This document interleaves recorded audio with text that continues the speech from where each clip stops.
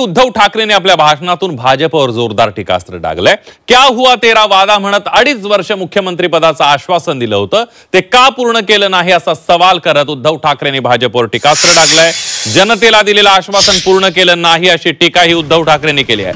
2.5 वर्ष मुख्यमंत्रीपद देण्याचा वादा केला होता, त्याचं काय झालं असा सवालही उद्धव ठाकरेंनी उपस्थित केलाय। एवढंच नाही तर आम्ही हिंदुत्व सोडलं नसल्याचंही उद्धव ठाकरे म्हणाले।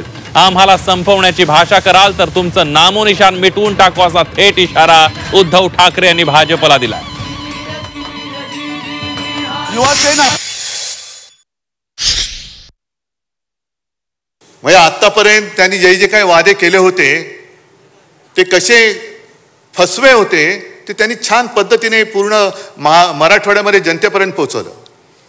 मग आता माझा प्रश्न तुम्हाला सगळ्यांना आहे की निवडणूक जिंकण्यासाठी माता भगिनींशी केलेला वादा, जनतेशी केलेला वादा जो पक्ष पाळत नाही तो पक्ष त्यांनी मला केलेला वादा हा मी तेव्हापासून बोलत होतो की यांनी वादा केला होता की 2.5 वर्ष शिवसेनेचा मुख्यमंत्री होईल आणि हे सांगत होते असं काही घडलंच नाही। मग हा काल परवाचा तुम्ही केलेला जनतेशी वादा खरा होता की खोटा होता?